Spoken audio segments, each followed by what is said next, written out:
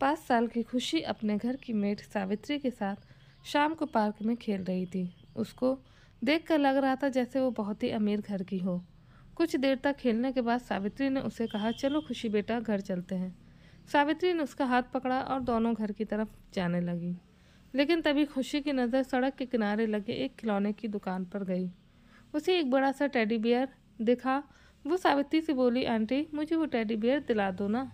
बेटा, कल तुम्हारी मम्मी की छुट्टी है, वो कल तुम्हें दिला देंगी, सावित्री ने उसे समझाते हुए कहा। पर खुशी नहीं मानी। नहीं आंटी, मुझे अभी चाहिए, मुझे अभी ला कर दो, नहीं तो मुझे घर नहीं जाना। कहते हुए वो वहीं सड़क पर बैठ गई। सावित्री उसे चलने को कहती रही, पर खुशी अपनी जिद पर अड़ी रही और रोने लगी। ये देख सावित्री को गुस्सा आने लगा। वो बड़बड़ाते हुए बोली, दीदी ने भी ना इसे बहुत ज़्यादा बिगाड़ रखा है। बहुत ही ज़िद्दी हो गई है ये लड़की, अब मुझसे संभलती भी नहीं है।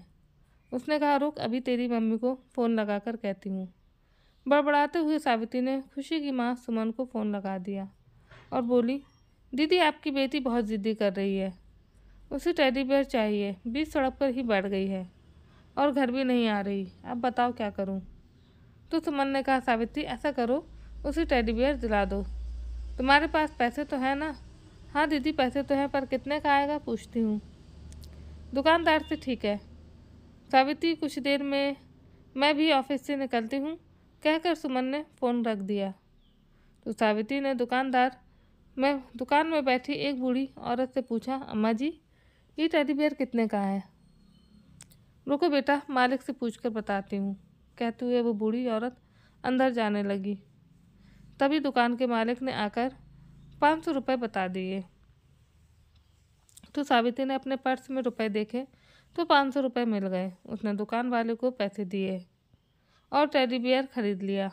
लेकिन अब टेडी बियर बड़ा होने के कारण उसे समझ नहीं आ रहा था कि वो टेडी बियर उठाए या खुशी को गोद में उठाए।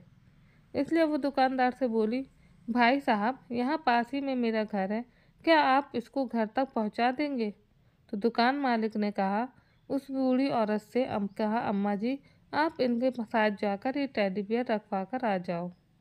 तो वो बूढ़ी महिला सावित्री के साथ चली गई। घर पहुंचकर टेडी बियर सावित्री को देने के बाद बूढ़ी औरत ने कहा, बेटी एक गिलास पानी मिलेगा? तो सावित्री बोली, आप बाहर लॉन में बैठो, मैं लेकर आती हूँ। पानी पीने के बाद बूढ़ी औरत जैसे ही जाने लगी तो उसे चक्कर आने लगे। ये देख सावित्री ने कहा, अम्मा जी आप कुछ देर के लिए यहीं बैठकर आराम कर लीजिए, कहकर वो अपने और काम में लग गई। तभी खुशी बाहर आकर उस बूढ़ी महिला के साथ पास बैठकर खेलने लगी। उसको खेलते देख वो अम्मा जी भी सब कुछ भूलकर उसके साथ खेलने लगी। तभी कुछ देर बाद ही खुशी की माँ सुमन ऑफिस से घर लौटी तो खुशी को उस बूढ़ी महिला के साथ खेलते देख अपने घर की मेड सावित्री से पूछा, सावित्री ये अम्मा कौन है और यहाँ क्यों बैठी हैं? दीदी वो टेडी बियर की दुकान में काम करती हैं, मेरे साथ घर पर टेडी बियर रखने आई थी, उसे चक्कर आ गए तो यहीं बैठ गई। फिर खुशी भी उनके साथ जाकर खेलने लगी। मैं अभी उसे जाने के लिए कहती हूँ, कहते हुए सावित्री बाहर लॉन की तरफ जाने लगी। तभी सुमन ने कहा, अच्छा सुनो, अगर वो औरत भूखी हो तो उसे कुछ खाने को दे दो, फिर उसे जाने का कह देना, तब तक मैं फ्रेश होकर आती हूँ। कहते हुए सुमन अपने कमरे में चली गई। तभी सावित्री ने बाहर आकर उस अम्मा से कहा, अम्मा जी कुछ खाओगी? हाँ बेटी, कुछ दे दो, सुबह से कुछ नहीं खाया है, अम्मा जी ने कहा। तो सावित्री ने अंदर जाकर उसे खाना लाकर दे दिया। इधर सुमन अपने कमरे में जाकर अम्मा की गरीबी देख अपने अतीत के बारे में सोचने लगी कि वो भी कैसे माँ बाप के गुजरने के बाद गरीबी में भैया भाभी के साथ नौकरानी की तरह रही और साथ ही पढ़ाई में अच्छे होने के कारण स्कॉलरशिप मिली। उससे अपनी पढ़ाई पूरी की। जब कॉलेज में पढ़ने गई तो विकास से उसकी दोस्ती हो गई और ये दोस्ती कब प्यार में बदल गई उन्हें पता ही न चला। कॉलेज पूरी होते ही विकास एक कोचिंग में पढ़ाने लगा और कुछ दिनों बाद ही विकास और सुमन ने मंदिर में साधारण तरीके से शादी कर ली। सुमन के भाई भाभी तो यही चाहते थे कि उन्हें बहन की शादी ना करनी पड़े। सुमन से पीछा छुड़ाकर वो भी खुश थे। लेकिन इधर सुमन की सास विमला जी का व्यवहार सुमन के साथ अपने बेटे विकास के सामने तो अच्छा रहता, और जब विकास घर पर नहीं रहता तो उसे कुछ न कुछ सुनाती रहती। सुमन जब विकास से कहती कि अम्मा मुझसे नाराज़ रहती हैं, तो विकास भी कह देता कि मुझे तो ऐसा कुछ नहीं लगता, तुम यूं ही सोच रही हो। विकास की बात सुनकर सुमन भी चुप रह गई, क्योंकि वो नहीं चाहती थी कि उसकी वजह से दोनों माँ बेटे में झगड़ा हो। इसलिए अब उसने विकास से कुछ भी कहना बंद कर दिया और सास की बात अनसुनी कर एक स्कूल में पढ़ाने लगी, ताकि घर में दो पैसे भी आएं और सास के तानों से भी बच सके। ऐसे ही दिन बीतते रहे। एक दिन विकास ऑफिस से जल्दी घर आने के लिए निकला, तो सोचा सुमन को भी साथ लेकर चले।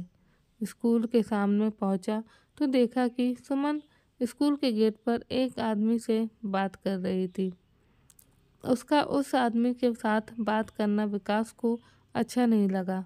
सुमन के पास आते ही उसने कहा कौन था वो आदमी, तो सुमन ने बड़े ही सरल तरीके से जवाब दिया, वो नीरज है, साइंस के नए टीचर आए हैं।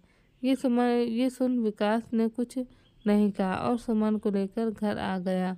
लेकिन उसी दिन ही से विकास के मन में नीरज और सुमन को लेकर शक का बीज अंकुरित हो गया। एक दिन स्कूल में पिकनिक गए, रात को आने में देर हो गई, तो विकास ने सुमन से कहा कि मैं लेने आ जाऊंगा। तो सुमन बोली कि किस लिए, सर्दी में परेशान होना, मेरी एक सहेली भी आएगी, हम दोनों ऑटो से आ जाएंगे। पर जब वो ऑटो के लिए स्कूल के गेट पर खड़ी थी, तभी नीरज वहां आ गया और बोला चलो मैं छोड़ देता हूँ, तुम दोनों का घर मेरे रास्ते में ही आता है। सुमन ने मना किया, लेकिन उसकी सहेली ने कहा चलो घर ही तो चलना है, इनके साथ चल देते हैं। तो सुमन भी कार में आकर बैठ गई। लेकिन जब घर के सामने उतरी तो विकास ने उसे कार से उतरते देख लिया। ये देख विकास का गुस्सा सातवें आसमान पर चढ़ गया। जैसे ही सुमन कमरे में गई तो विकास गुस्से से बोला, जब मैं तुम्हें लेने आ रहा था तो तुमने मना कर दिया, और अब उस नीरज के साथ आ रही हो। वैसे चल क्या रहा है तुम दोनों के बीच? ये सुन सुमन ने कहा, ये तुम क्या कह रहे हो विकास, तुम्हें अपने प्यार पर विश्वास नहीं? क्या तुम मेरे चरित्र पर शक कर रहे हो? मेरे सहकर्मी हैं, इससे ज़्यादा कुछ नहीं। वो उस तरफ आ रहा था, इसलिए मैं भी उसके साथ आ गई, और मैंने तो मना भी किया था, लेकिन वो मेरी सहेली है पुनीता, उसने जिद की तो अब मना भी नहीं कर सकती थी। अच्छा, मुझे तो बड़ा जल्दी मना कर दिया, विकास ने गुस्से से कहा। तो सुमन बोली, विकास मैंने तुम्हारी भलाई के लिए मना किया था कि सर्दी में परेशान होंगे, मेरी सहेली साथ में थी तो सोचा दोनों ऑटो से आ जाएंगे। विकास ने उसकी बात अनसुनी कर दी और चुपचाप सो गया। बाहर खड़ी विमला जी बेटे बहू में झगड़ा देखकर मन ही मन बहुत खुश हो रही थी। खैर सुमन भी चुपचाप जाकर सो गई। अगले दिन दोनों में झगड़े भी शांत हो गया था। लेकिन फिर एक दिन शाम को जब सुमन घर पर आई तो विकास ने पूछा, आजकल मुझे बिना बताए शॉपिंग मॉल भी चली जाती हो? सुमन को कुछ समझ नहीं आ रहा था कि विकास को हो क्या गया है। उसने कहा, हाँ विकास, सुबह तुम्हारे जाने के बाद मेरी सहकर्मी का फ़ोन आया था। उसने बताया कि पुनीता मैडम का आज बर्थडे है, इसलिए स्टाफ की तरफ से सब लोग मिलकर एक गिफ्ट लेकर चलेंगे।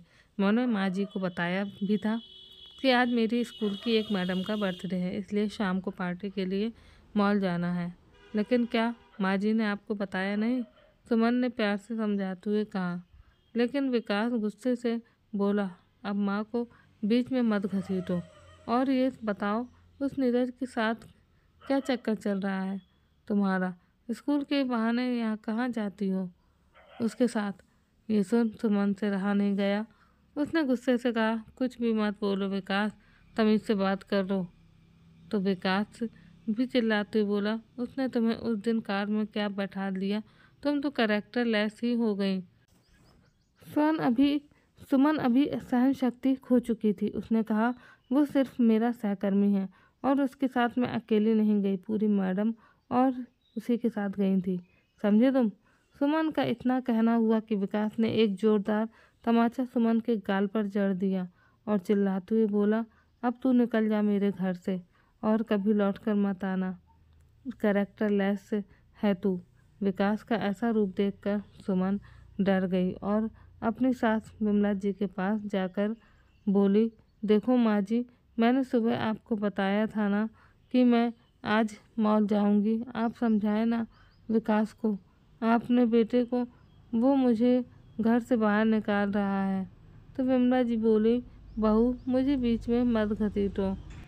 सास के मुंह से ये सुनकर सुमन की आंखें भर आईं। वो चुपचाप जाकर अपना सामान समेटने लगी और जाते समय विकास से बोली, एक बार और सोच लो।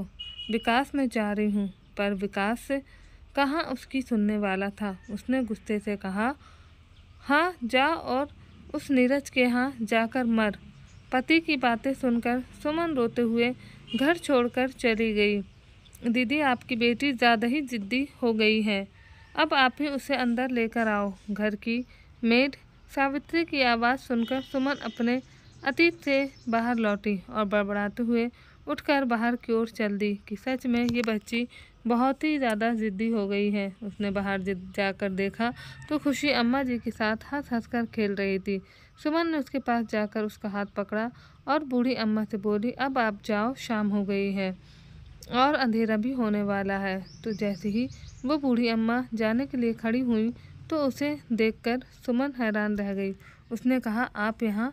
अम्मा की नज़रें भी कमज़ोर होने के कारण वो भी सुमन को पहचान नहीं पाई।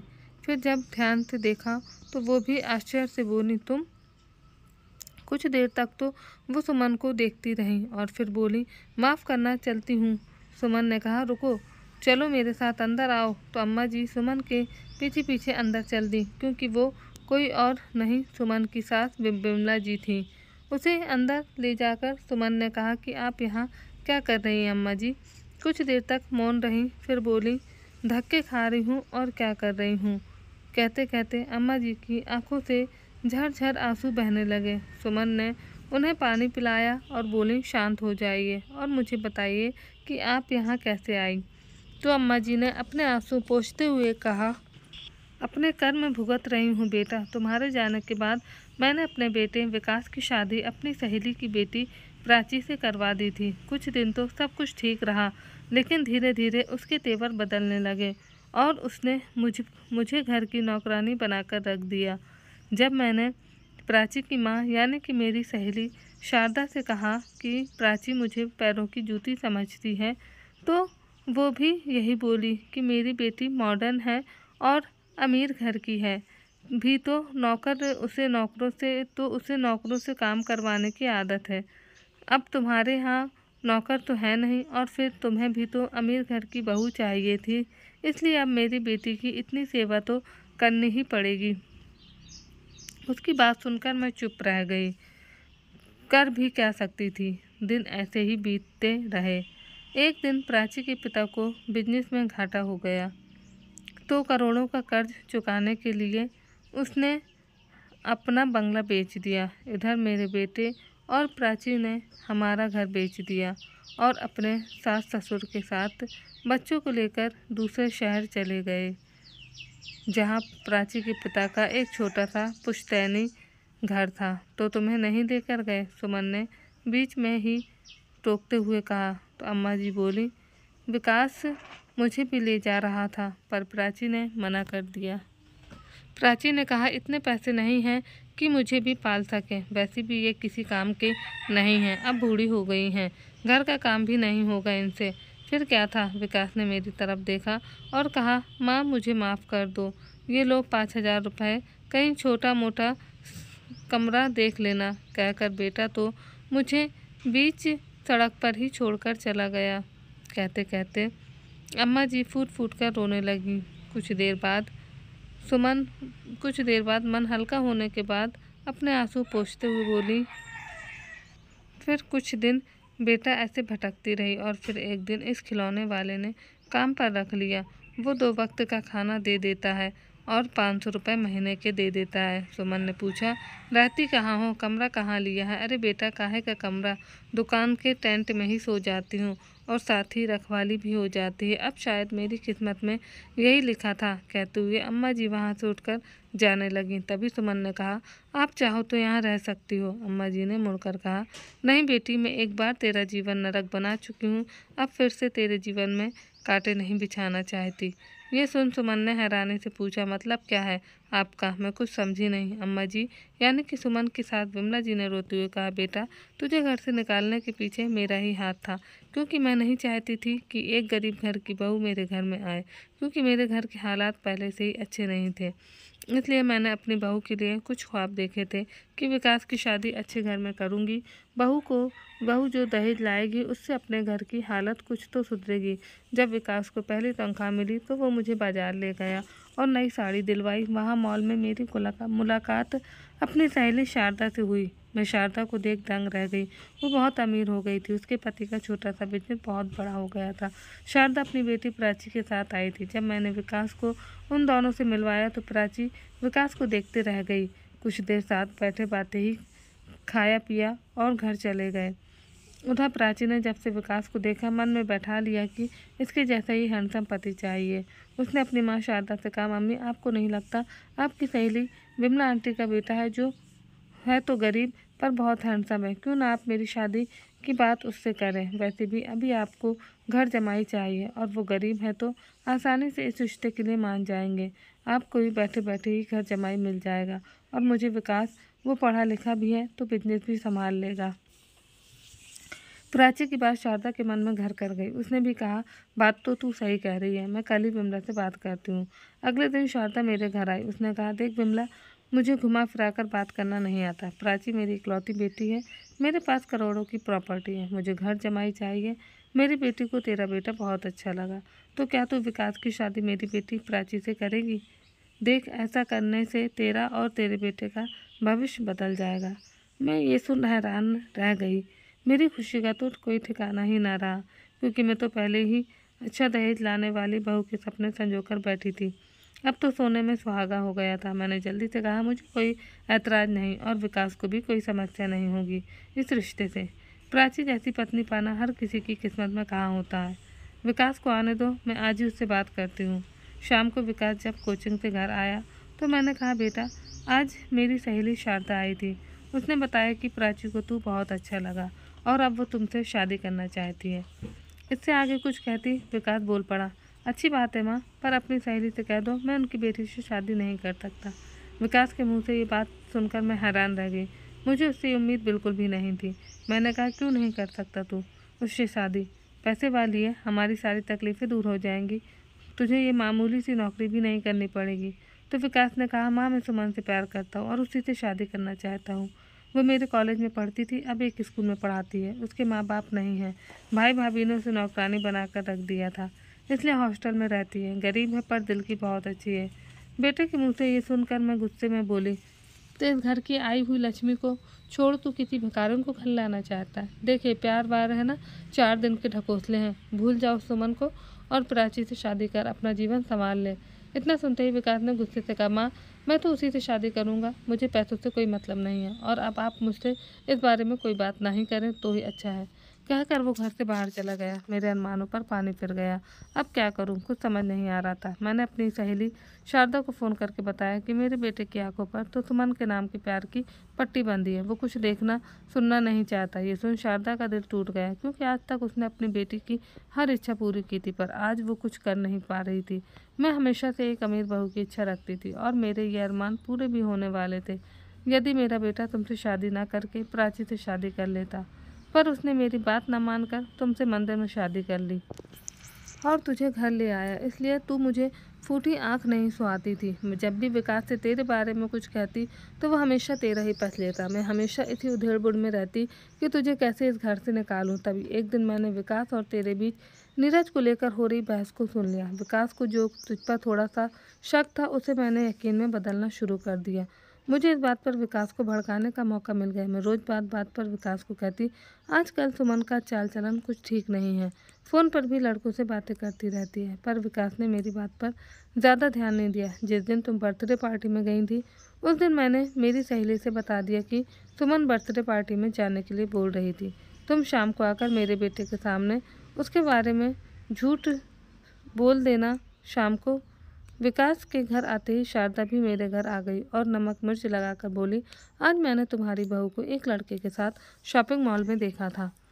एक दूसरे के बहुत करीब बैठे थे और एक ही प्लेट में नाश्ता भी कर रहे थे। लग रहा था कि प्रेम प्रसंग चल रहा है।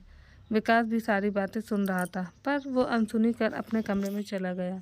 शारदा के जाने के बाद मैं मौके का फ़ायदा उठाते हुए विकास के कमरे के पास जाकर बड़बड़ाने लगी कि बहू आजकल बिना बताए बन ठन के किसी के भी साथ चली जाती है, पर किसी लड़के के साथ गुलछर्रे उड़ाने का जा सकती है ये नहीं सोचा था। हे भगवान, यही मिली थी इस घर की बहू बनाने के लिए। इतना कहकर मैं वहाँ से बाहर आ गई और जैसे ही तुम घर में घुसी तो तुम दोनों का झगड़ा शुरू हो गया और तुम घर छोड़कर चली गई। ये देख मेरे सारे अरमान पूरे हो गए और तुमसे पीछा छूट गया। पर इन सब में विकास की कोई गलती नहीं थी। मैं ही तेरी दोषी हूँ, मुझे माफ़ कर दे। कहते कहते विमला जी फूट फूट कर रोने लगी। ये सब सुनकर सुमन हैरान रह गई। उसने कहा, जितनी गलती तुम्हारी है उतनी ही गलती तुम्हारे बेटे विकास की भी है। उसे मुझ पर भरोसा ही नहीं था। बिना सोचे समझे ही मुझे घर से जाने को कह दिया और उसके बाद उसने पलटकर मुझे कभी ढूंढा भी नहीं। शर्म आती है मुझे अपने आप पर कि मैं ऐसे इंसान को पहचान न पाई। विमला जी बोली, अच्छा बेटी मैं चलती हूँ, तू हमेशा अपने पति और बेटी के साथ खुश रहना। ये सुनकर सुमन की आंखें भर आईं। उसने कहा, क्या कहा आपने? पति? कौन सा पति? मैंने अब तक कोई शादी नहीं की है, मैं आपके बेटे जैसी नहीं हूँ। उसकी बात सुनकर विमला जी हैरानी से बोली, तो फिर वो बच्ची और ये आलीशान घर, ये सब किसके हैं? सुमन ने कहा, ये सब समय का खेल है। ये घर मेरा है और मेरी मेहनत का फल है और वो खुशी मेरी ही बेटी है। ये सुन विमला जी की आंखें भर आईं। वो धीमे स्वर में बोले, क्या वो बच्ची मेरी पोती है? सुमन बोली, हाँ, पर उसे पोती कहने का अधिकार अब आप खो चुकी हैं।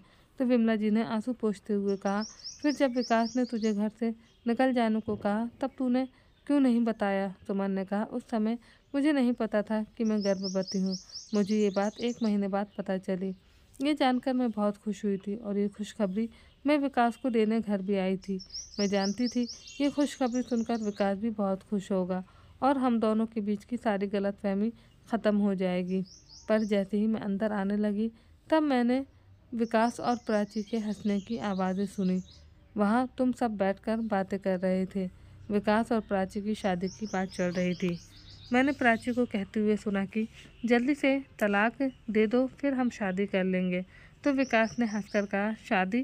कौन सी रजिस्ट्री करवाई है जो तलाक देना पड़े? ऐसे ही मंदिर में साधारण तरीके से की थी, कोई दिक्कत नहीं होगी। वो तो मुझसे बहुत बड़ी भूल हो गई थी जो मैंने पहले तुम्हारा रिश्ता ठुकरा दिया था और उस कैरेक्टर लेस से शादी कर ली। विकास के मुंह से ऐसी बातें सुनकर मैं चुपचाप वहाँ से चली आई और मेरा दिल विकास के लिए नफरत से भर गया। इस पर विमला जी ने कहा, पर तुम्हें एक बार बताना तो चाहिए था। सुमन ने कहा, अगर मैं बता देती और विकास मेरे बच्चे को नाजायज़ कह देता तो मैं क्या करती? कब तक उसे अपनी पवित्रता का यकीन दिलाती? और फिर एक बार यदि भरोसा टूट जाए तो उस पर यकीन करना मुश्किल हो जाता है। इसलिए मैंने फिर पीछे मुड़कर कभी नहीं देखा और अपनी सहेली के घर चली आई और उसके पिताजी की कंपनी में नौकरी करने लगी। धीरे धीरे इन 5 सालों में मेहनत कर इस मुकाम पर पहुंच गई, क्योंकि मैं अपनी बेटी को उस गरीबी में नहीं देखना चाहती थी जिस गरीबी से मैं गुजरी हूँ। ये सुन बिमला जी के आंसुओं से भरी आंखें शर्म से झुक गईं। कुछ देर कमरे में खामोशी छाई रही। फिर बिमला जी ने कहा, बेटी एक बार मैं अपनी पोती से मिलकर उसे गले से लगाना चाहती हूँ, उसके बाद तुम्हें अपनी शक्ल कभी नहीं दिखाऊंगी। तो सुमन ने हाँ में सिर हिला दिया। बिमला जी खुशी के पास जाकर उसे गले से लगाकर रोने लगी और फिर आंसू पोंछते हुए कहा, वहाँ से जाने लगी। खुशी ने कहा, बाय बाय, कल फिर से खेलने आना। सुमन मन ही मन कुछ सोच रही थी। उसने पीछे से आवाज़ लगाते हुए कहा, चाहो तो आप हमेशा के लिए यहाँ रह सकती हो और खुशी का ख्याल रख सकती हो, पर आप खुशी को ये कभी नहीं बताओगी कि आप उसकी दादी हो, क्योंकि मैं अपना अतीत मेरी बेटी को कभी नहीं बताना चाहती। ये सुन विमला जी ने हाथ जोड़कर हाँ में गर्दन हिला दी। तो सुमन ने सावित्री को आवाज़ लगाते हुए कहा, सावित्री, अम्मा जी को ऊपर का कमरा दिखा दो और इन्हें अच्छे कपड़े दे दो। अब से वो यहीं रहकर खुशी की देखभाल करेंगी। ये देख विमला जी सोचने लगे कि मैंने इसके साथ कितना बुरा किया। ये चाहती तो मुझे यहाँ से भगा सकती थी, पर इसने मुझे माफ़ कर दिया। सच में इसका दिल बहुत बड़ा है। मेरे बेटे से तो लाख गुना अच्छी मेरी बहू है, जिसे मैं पहचान नहीं पाई। सच कहते हैं लोग, अमीर गरीब कुछ नहीं होता, इंसान को दिल से अमीर होना चाहिए। सोचते हुए विमला जी घर के अंदर आ गई और अपनी बहू के साथ खुशी खुशी रहने लगी। तो दोस्तों, आपको ये कहानी कैसी लगी कमेंट करके ज़रूर बताएं।